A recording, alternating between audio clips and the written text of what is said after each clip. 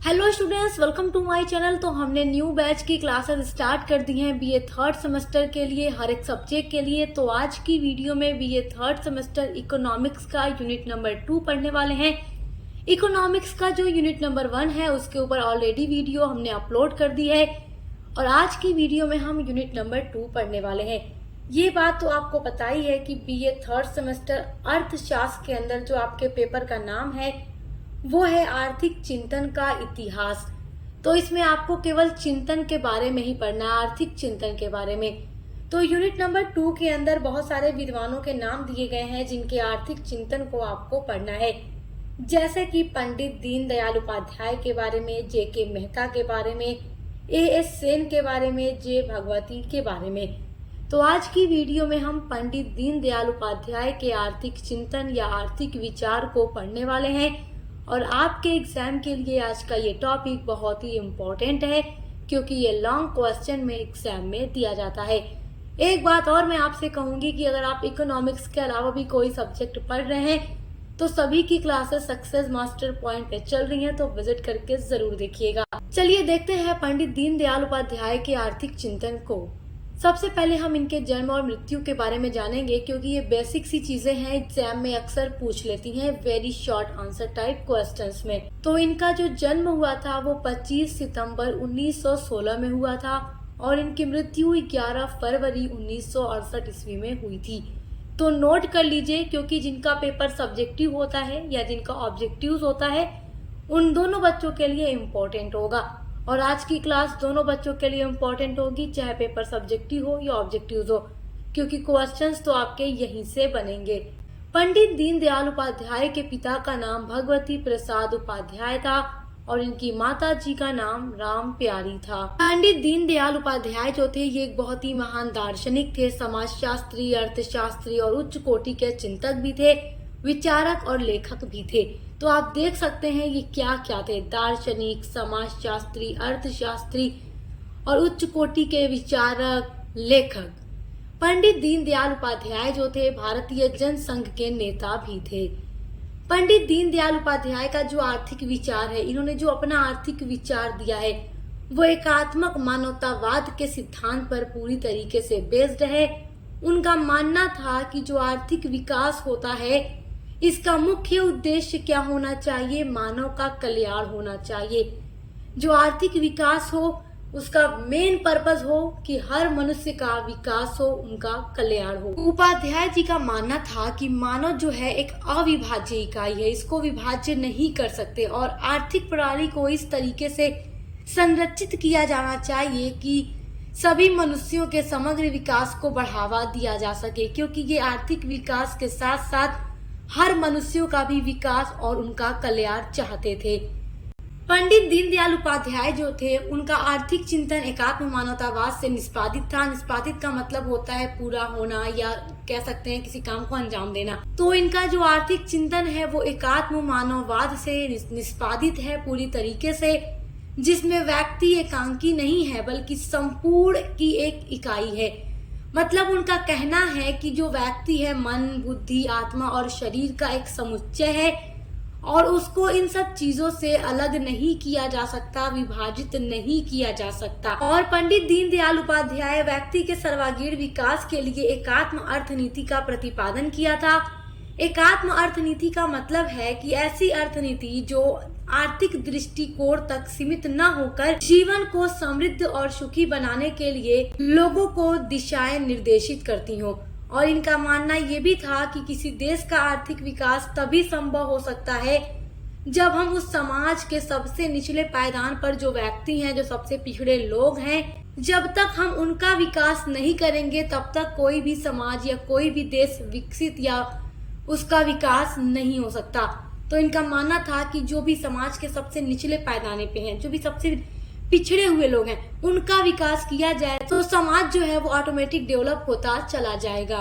देखिए दीनदयाल उपाध्याय जो थे वो आर्थिक दृष्टि से 3 बातों को महत्वपूर्ण मानते थे। पहली बात है उत्पादन को बढ़ाना और दूसरी बात जिसको ये महत्वपूर्ण समझते थे वो है समान वितरण करना और तीसरी बात है संयमित उपभोग करना। तो इन 3 चीजों को ये आर्थिक दृष्टि से सबसे ज्यादा महत्वपूर्ण मानते थे। और ये जो तीनों चीजें हैं, इनको मिलाकर पंडित जी ने इसका नाम अर्थायाम रखा है। इन तीनों में संतुलन स्थापित करने में राज्य का दायित्व क्या हो या नहीं हो, ऐसा कहना तो उचित नहीं है कि इन तीनों चीजों में राज्य का दायित्व हो या न हो।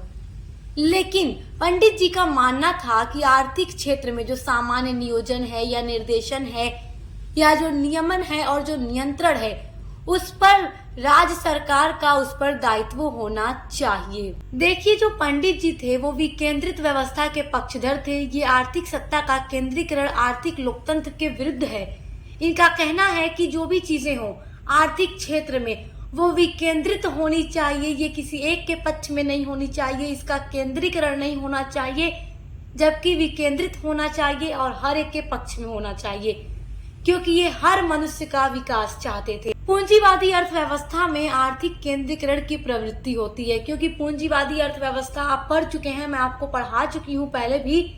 पूंजीवादी अर्थव्यवस्था में क्या होता है कि कोई एक व्यक्ति जो बहुत ही मालदार है, पूंजी वाला है, जिसके पास बहुत अधिक पूंजी है, तो उसके पास ही बड़ी बड़ी फैक्ट्री होगी और लोग उसके अधीन आकर के उसके फैक्ट्री में काम करेंगे, जहां पर लोगों का अत्यधिक शोषण भी हो सकता है। और यहाँ पर हर एक चीज का जो स्वामी होता है एक व्यक्ति होता है, क्योंकि इसमें जो भी चीजें हैं वो निजी होती हैं पूंजीवादी अर्थव्यवस्था में। तो ये पूंजीवादी अर्थव्यवस्था को भी अच्छा नहीं मानते थे, क्योंकि इसमें केंद्रीकरण की प्रवृत्ति होती है और ये आर्थिक शोषण होता है यहाँ पर। जबकि जो समाजवादी अर्थव्यवस्था होती है, इसमें उत्पादन की जितनी भी प्रणाली होती है, इस पे राज्य का नियंत्रण होता है।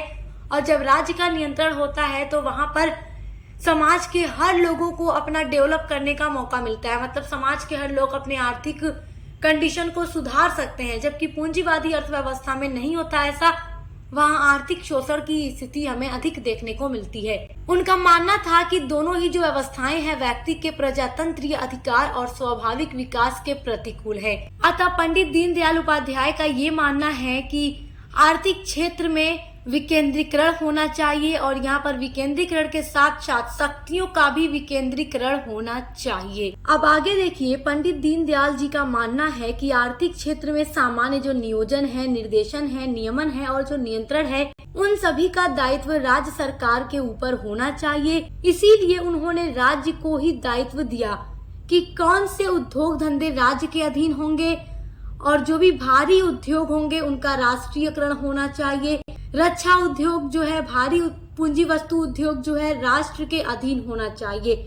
परंतु भारत के लिए छोटे छोटे उद्योग ज्यादा उपयोगी हैं, ये बात भी ये मानते थे। अब इस तरह का ये क्यों मानते थे, ये आपको आगे समझ आएगा। देखिए, इनका कहना है कि जितने भी बड़े उद्योग होते हैं उनमें केंद्रीकरण की प्रवृत्ति पाई जाती है, जबकि जो छोटे छोटे उद्योग होते हैं वो भारतीय श्रमिक की पारस्परिक कुशलता, स्थानीय आवश्यकताओं आदि की भी शर्तें पूरी करते हैं। क्योंकि बड़े उद्योगों में केंद्रीकरण होगा वो किसी पूंजीपति का हो सकता है, लेकिन जो छोटे छोटे उद्योग होंगे उनमें जो भी श्रमिक लोग हैं वो अच्छे से काम करेंगे और अपनी आवश्यकताओं की चीजों को पूरा कर पाएंगे। परंतु बड़े व छोटे उद्योगों का तालमेल और गठबंधन भारतीय अर्थव्यवस्था में भी जरूरी है, ये इस बात को भी मानते थे।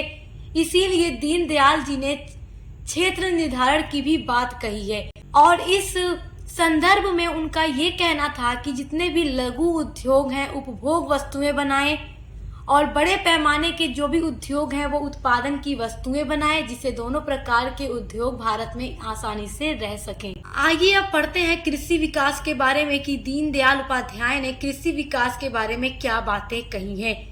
तो देखिए, कृषि विकास के कार्यक्रमों पर पंडित जी का ध्यान गहनता से था और उन्होंने कृषि विकास के कार्यक्रमों को 2 भागों में बांट दिया है।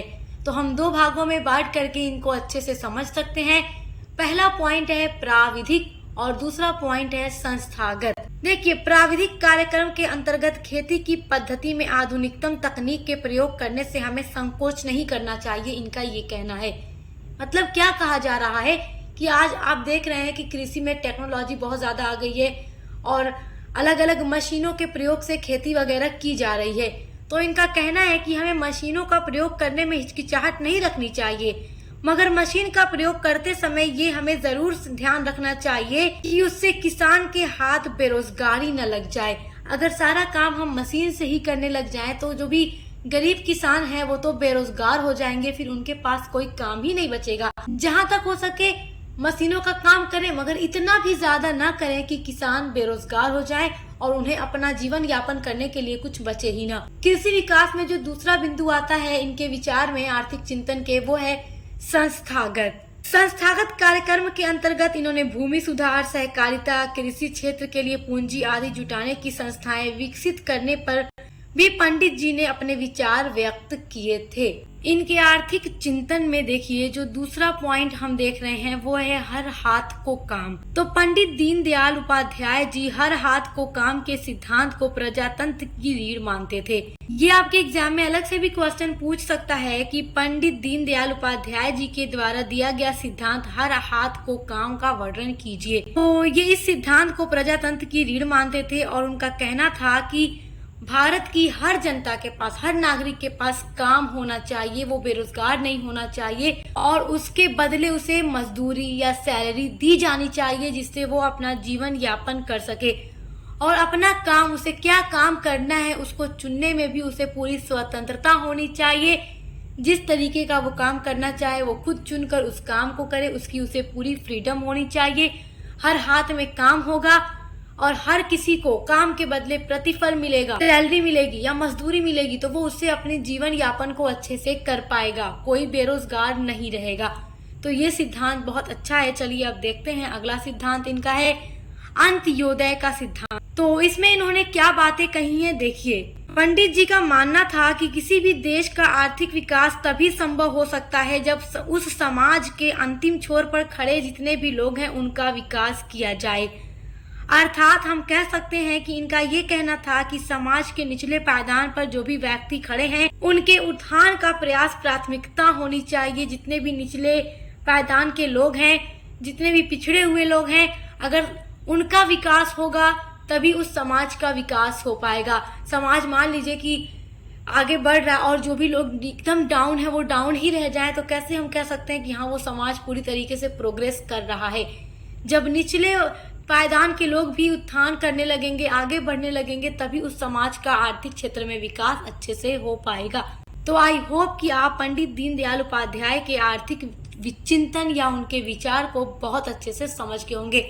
ये आपके एग्जाम के लिए बहुत ही इम्पोर्टेंट टॉपिक है, तो आप स्क्रीनशॉट करके अपना नोट्स जरूर तैयार कीजिएगा ताकि एग्जाम में आप अपना आंसर बहुत अच्छे से लिख कर आए। तो इसी तरीके से आपके हर एक सब्जेक्ट की क्लास न्यू सिलेबस के अकॉर्डिंग सक्सेस मास्टर पॉइंट पर चल रही है और लगातार क्लासेस कराते रहने के साथ साथ हम एग्जाम के लिए इम्पोर्टेंट क्वेश्चन आंसर और मॉडल पेपर की वीडियोस भी अपलोड करते हैं जिनके थ्रू आप अपने एग्जाम की तैयारी भी बहुत अच्छे से कर सकते हैं। तो चैनल पर पहली बार आए हैं तो सब्सक्राइब करना मत भूलिएगा और मिलते हैं अगली वीडियो के साथ।